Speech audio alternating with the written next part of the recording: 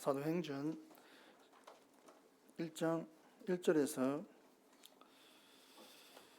11절 말씀 한 절씩 교독하시겠습니다.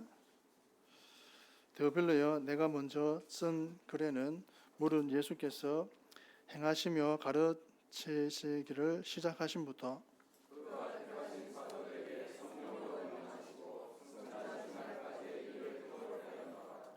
그가 고난 받으신 후에 또한 그들에게 확실한 많은 증거로 친히 살아계심을 나타내사 40일 동안 그들에게 보이시며 하나님 나라의 일을 말씀하시니라.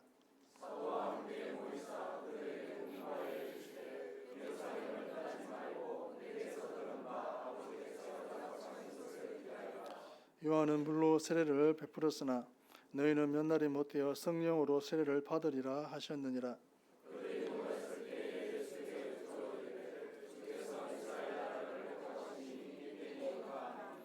이르시되 때와 시기는 아버지께서 자기의 권한에 두셨으니 너희가 알 바 아니요.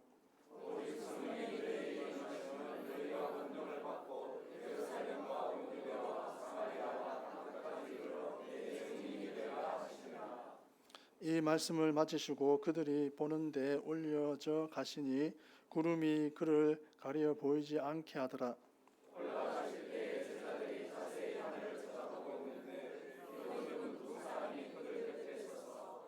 이르되 갈릴리 사람들아, 어찌하여 서서 하늘을 쳐다보느냐. 너희 가운데에서 하늘로 올려지신 이 예수는 하늘로 가심을 본 그대로 오시리라 하였느니라. 아멘.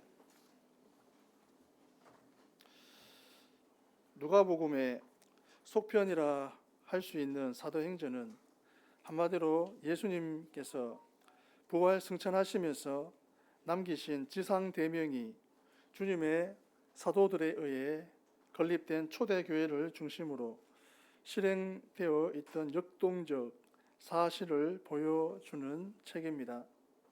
그중 제1부에 해당하는 제1장에서 7장까지의 일련의 기사에서는 모든 구약 예언과 약속의 성취로 오사 신약을 여신 예수님께서 십자가 대속으로 일단 구속 사역을 완수하시고 부활 승천하신 직후 오순절 성령 강림 사건으로 강림하신 성령님의 인도로 구약 서민 이스라엘의 수도였던 예루살렘에서 향후 세상 끝까지 신약 선밀의 생활 중심이 될 교회가 주님의 사도들을 통하여 막 태동하던 격변기의 역사를 보도하고 있습니다.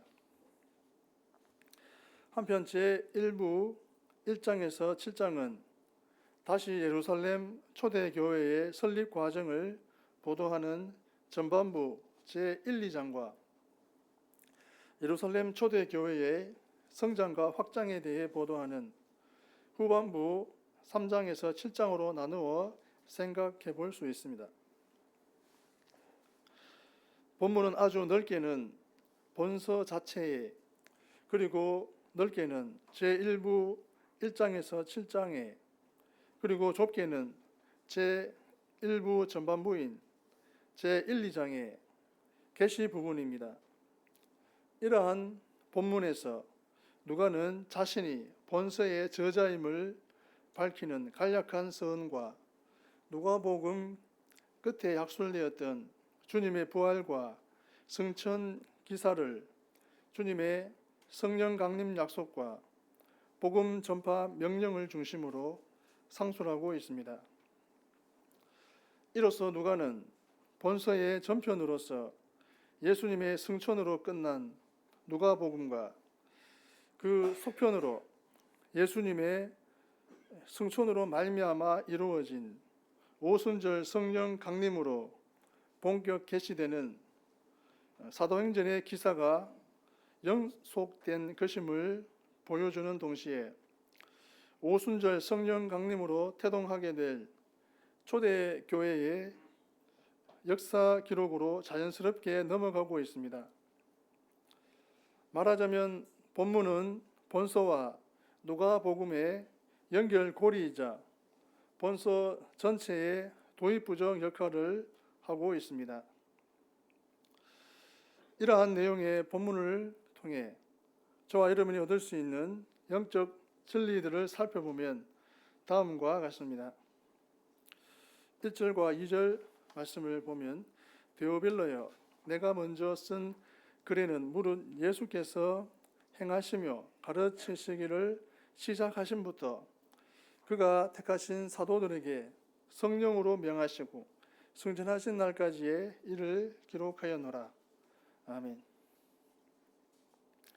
예수 그리스도의 사역은 오늘도 계속되고 있습니다. 1절과 2절은 사도행전 전체의 서언입니다. 여기서 누가는 본서의 1차 수신자이자 본서의 전편인 누가복음의 1차 수신자이기도 한 데오빌로에게 누가복음의 기록 범위를 간략히 밝히고 있습니다. 즉 누가는 여기서 누가복음에서는 예수님께서 가르치기 시작할 때부터 승천하실 때까지의 사실을 기록하였음을 밝히고 있습니다. 그런데 누가가 본서를 게시하면서 여기서 이 사실을 맨 먼저 밝힌 것은 중요한 의미가 있습니다. 그것은 예수님의 공생의 사역은 사실 그분의 사역의 시작일 뿐이요 그분의 사역은 지금도 계속되고 있음을 암시하고자 합니다. 즉 누가는 앞으로 기록할 사도행전의 내용이 예수님의 복음 사역의 연속 선상에 있음과 또 그분의 그러한 복음 사역이 앞으로도 계속될 것임을 암시하고 있습니다.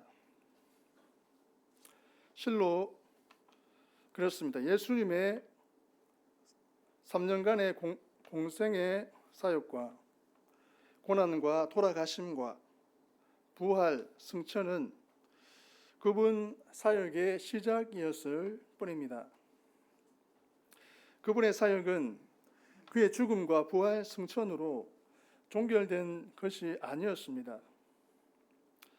물론 주님의 이 땅에 오셔서 천국 복음을 전하시고 제자들을 택하시고 십자가에서 대속의 죽음을 치르시고 부활 승천하신 일은 하나님의 놀라운 인류 구속 계획의 성취였습니다. 또 필설로 다할 수 없는 풍성한 은혜를 베푸신 일입니다. 그래서 요한 사도는 주님께서 행하신 모든 일이 낱낱이 기록된다면 이 세상이라도 이 기록된 책을 두기에 부족할 줄 아노라라고 증언했습니다. 그러나 여러분, 그와 같은 주님의 3년간의 지상사역은 교회를 통해 온 만민을 구원하시려는 구원 섭리의 기반이요 시작일 뿐입니다. 주님의 사역은 오늘도 계속되고 있습니다. 성도 중에는 주님의 사역이 복음서에 기록된 내용만으로 끝난 것으로 생각하는 분들이 있습니다. 부활하시고 승천하심으로 주님의 모든 사역이 마쳐진 것으로 여깁니다. 그러나 복음서에 기록된 주님의 지상 사역은 주님이 앞으로 행하실 인류 구원 역사의 시작이요 기반일 뿐임을 명심하시기 바랍니다.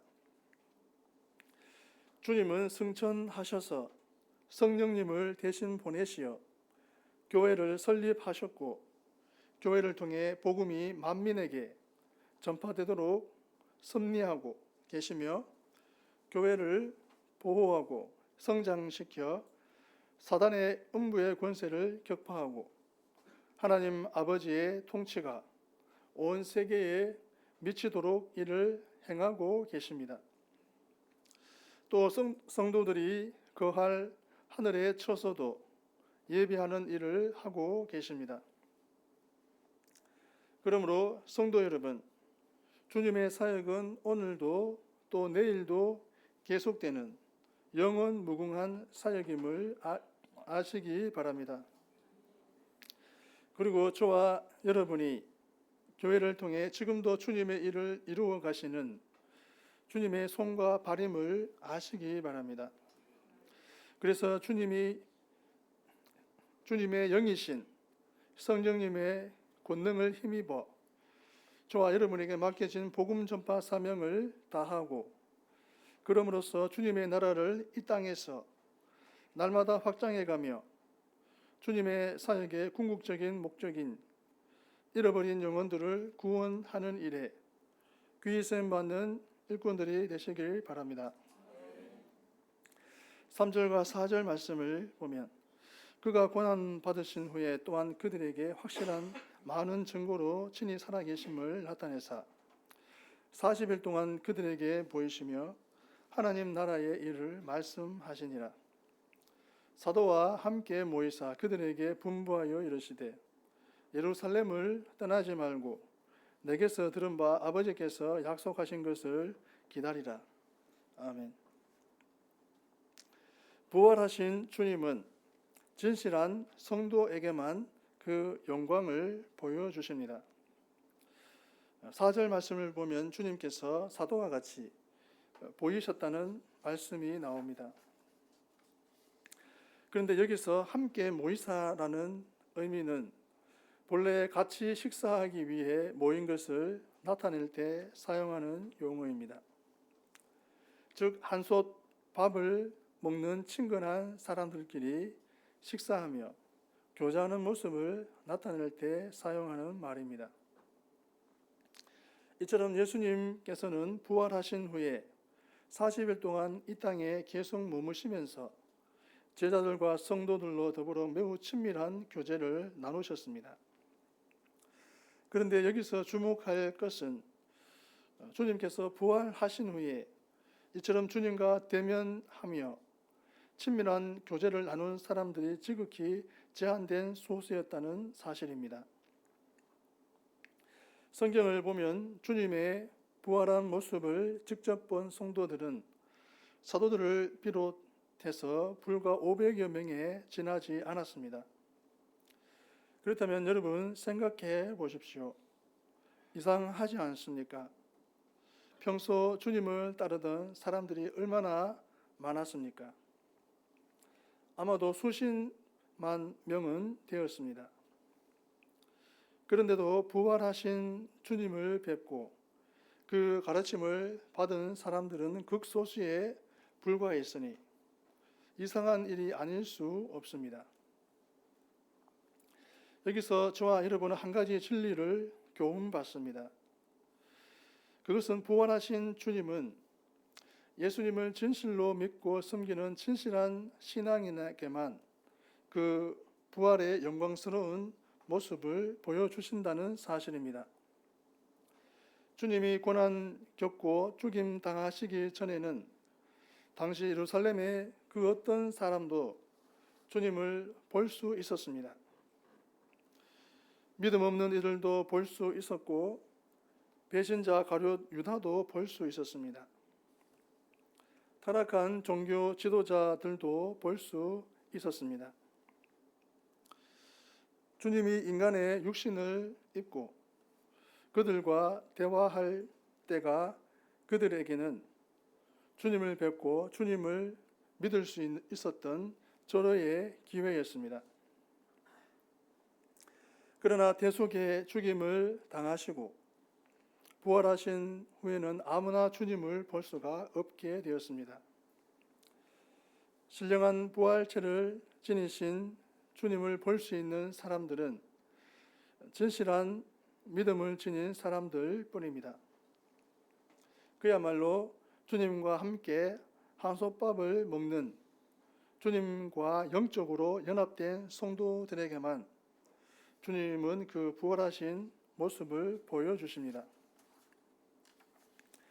정력으로 주님을 따르는 자들, 주님을 대적하는 자들, 주님을 세속적인 구세주로 추종하는 자들의 눈에는 부활하신 주님이 보이지 않습니다.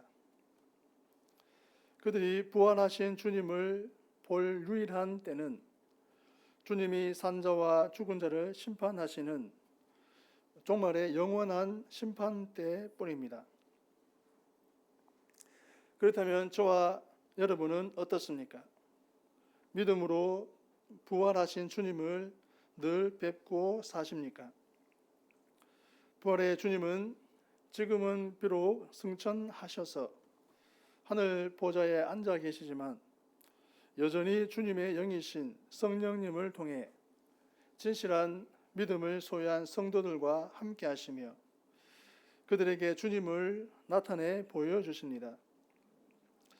저와 여러분은 전부 이 부활의 주님을 날마다 만나 뵈므로 인해 주님이 주시는 위로와 축복을 받아 누리며 기쁨이 넘치는 삶을 사는 믿음의 성도들이 되어야 하겠습니다.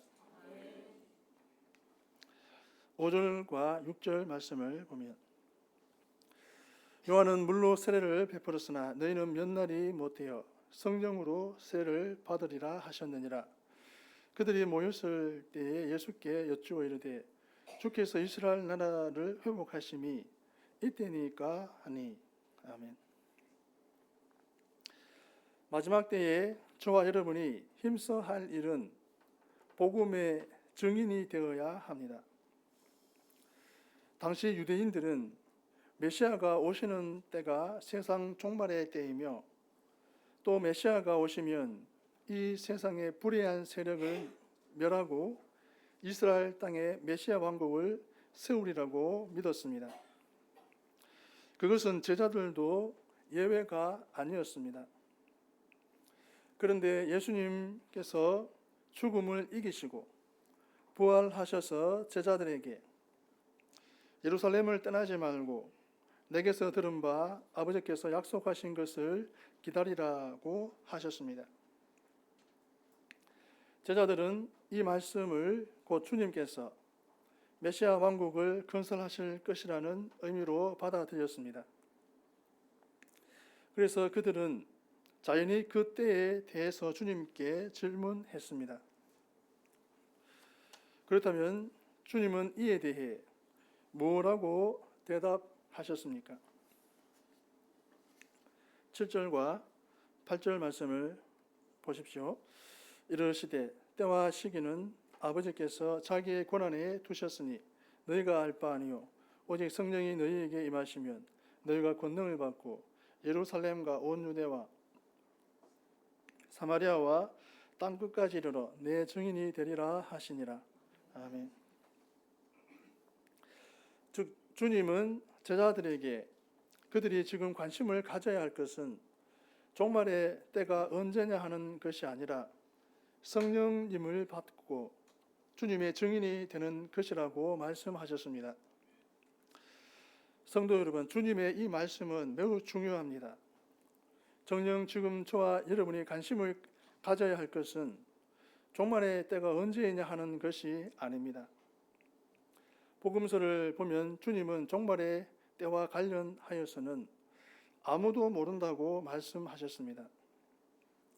그것은 아들도 모르고 천사도 모르며 오직 하나님만이 아시며 그의 주권에 속한 일이라고 말씀하셨습니다. 따라서 저와 여러분이 그 때에 관해 관심을 두고 그 때를 알고자 하는 것처럼 어리석은 일도 없습니다. 그것은 시간과 정력만 낭비하는 것이요 아무런 유익도 주지 못합니다. 그러므로 저와 여러분은 종말의 때에 대해서는 하나님께 맡겨두어야 합니다. 대신에 저와 여러분은 복음 증거에 힘써야 합니다. 여러분, 저와 여러분은 예수님을 구주로 믿는 이상 저와 여러분이 구원받는다는 것은 불변의 진리입니다. 그러므로 이 사실을 바꾸지 못합니다. 그러므로 세상 종말이 오늘 오든지 내일 오든지 아니면 미래의 어느 시점에 오든지 그것은 중요한 일이 아닙니다. 다만 저와 여러분이 알 것은 세상의 종말이 오기 위해서는 그래서 영원한 메시아 왕국이 도래하기 위해서는 반드시 그 이전에 저와 여러분이 수행해야 할 일이 있습니다. 그것은 복음 증거입니다. 세상 종말은 어느 날 갑자기 오는 것이 아닙니다. 그때가 도둑같이 불시에 찾아오는 것은 사실이지만 그 전에 반드시 거치는 과정이 있습니다. 성경은 세상 종말이 오기 위해서는 반드시 천국 복음이 온 세상에 전파되어야 한다고 가르치고 있습니다. 그렇습니다. 복음이 온 세상에 전파되어야만 영원한 메시아 왕국이 도래하게 됩니다. 그러므로 세상 마지막 때를 살아가는 저와 여러분이 힘쓸 일은 종말의 때를 알고자 하는 것이 아니라 복음을 전파하는 일입니다. 따라서 주님께서도 종말의 때를 묻는 제자들에게 그에 대한 대답 대신에 복음의 증인이 될 것을 명령하셨습니다.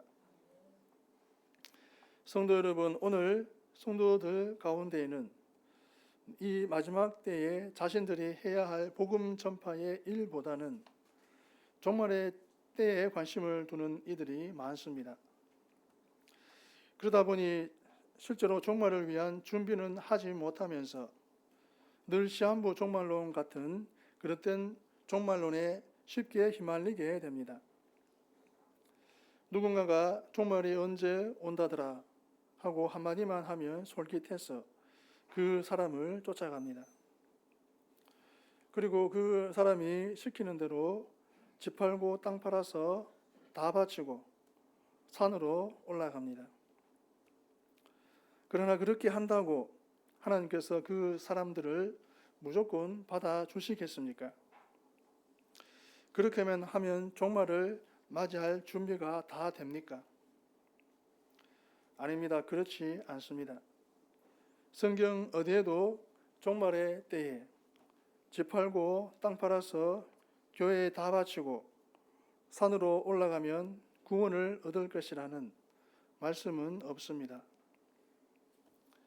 그런데도 오늘날 많은 성도가 그와 같은 어리석은 일을 행하는 것은 그들이 종말의 시기에만 관심이 있고 그 종말을 맞이하기 위해서 과연 어떠한 삶을 살아야 하는지에 관해서는 관심이 없기 때문입니다. 그래서 종말을 맞이하기 위하여 과연 어떻게 해야 할지를 전혀 알지 못하기 때문입니다. 성도 여러분, 저와 여러분은 이 마지막 때에 주님의 증인이 되어 복음을 증거하는 일에 힘써야 합니다. 집 팔고 땅 팔아서 다 바치고 산으로 올라갈 것이 아니라 자기가 있는 그 자리에서 성실히 생활하며 최선을 다해 복음을 증거해야만 합니다.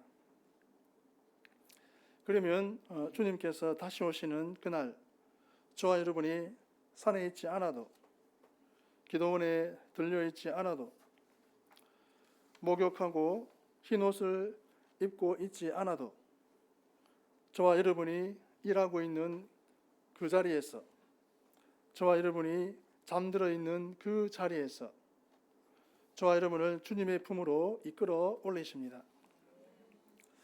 사랑하는 성도 여러분, 저와 여러분은 종말에 관심이 있으십니까? 지금이 종말을 준비하지 않으면 안 되는 시기라고 믿으십니까? 그렇다면 주님의 복음을 전하기 위하여 최선을 다하는 자가 되시기를 바랍니다. 종말의 시기에 신경을 쓰며 조바심 내지 말고 오직 성실한 복음 증거자로 살아가시기를 바랍니다. 그것이 저와 여러분이 이 마지막 때에 할 수 있는 최선의 일입니다. 저와 여러분이 복음의 증인으로 살아가는 한 그 어느 때에 종말이 온다고 할지라도 저와 여러분은 아무런 문제 없이 주님의 품에 안길 수 있습니다. 흰 옷을 입고 산에 올라가 있지 않아도 주님의 아름다운 신부로 인정되어 영광스러운 혼인잔치에 참여할 수 있습니다. 정녕 저와 여러분은 종말의 때에 성실하고 열정적인 복음 증거자로 살아가시므로 장차 영광스러운 천국잔치에 반드시 참여할 수 있기를 바랍니다. 성전하시는 주님의 명령은 내 증인이 되라는 것이었습니다. 이 명령은 주님의 모든 지상사역과 가르침에 집결된 명령입니다.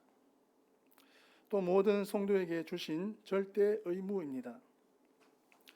성도들은 주님께 구원받은 존재일 뿐만 아니라 이 땅에서 주님의 증인으로 부르심을 받은 존재라는 사실을 명심하십시오. 그러므로 성도의 삶의 내용은 예수 그리스도와 그 진리를 입증하는 것이 되어야 합니다. 저와 여러분의 언행과 생활 속에서 예수 그리스도의 모습과 향기가 나타나야 옳습니다.